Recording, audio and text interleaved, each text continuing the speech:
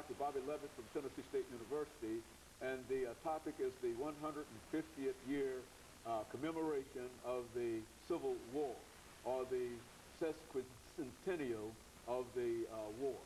And of course, Dr. Lovett, let's talk about members of the sesquicentennial heritage foundation that you're working with. Well, the Sesquicentennial Commission consists of a large number of people from cross sections of Tennessee. I served on that for perhaps a year, but I'm no longer on that. But it's under the Commissioner of Tourism, and she has done a marvelous job in making sure that this celebration in Tennessee, this commemoration, is inclusive. And then there is the Tennessee Civil War Heritage Committee, which I serve as an advisory committee headed by Carol Van West of MTSU. Those two committees are very important in pushing this commemoration across the state of Tennessee.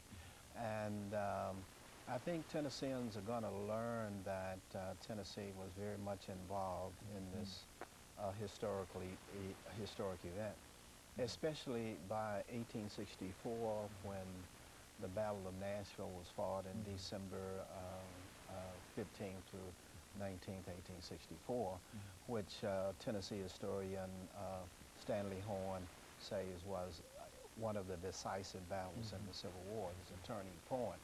And at the end of 1864, when people were tired of the war, the Union needed a victory, and the Confederates tried to retake Nashville as a strategic city.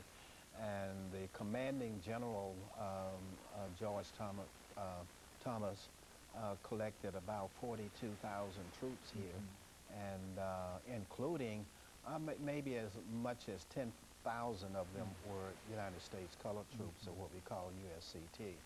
As you know, we have a commemoration each year in December under Kwame Lewis and others out at the National Cemetery on Gallatin Road to remember what those men did, those African-American soldiers and others, because there are almost 2,000 black Civil War soldiers buried in the National Cemetery on Gallatin Road next to Kmart.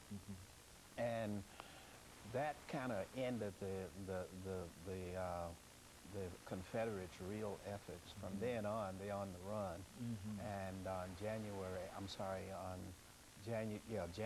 31st, the House of Representatives proposed the 13th Amendment to the Constitution. And the House of Representatives passed the proposal. The Senate had already passed that proposal in December at the end of the Battle of Nashville.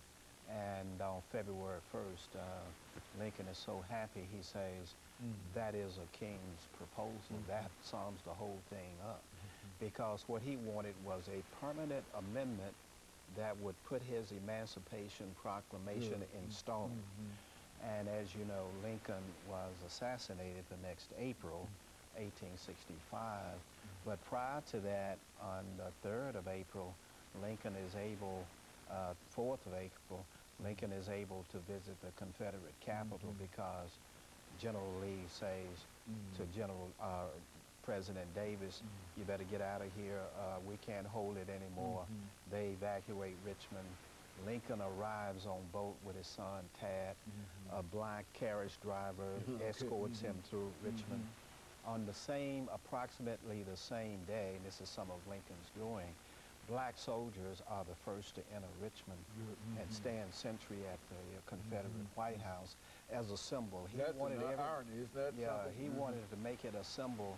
Slavery is over, and black people had a lot to do with the ending of it. So among General Grant's 100,000 troops, 25,000 of the Army of the James are black soldiers under General Grant outside Richmond.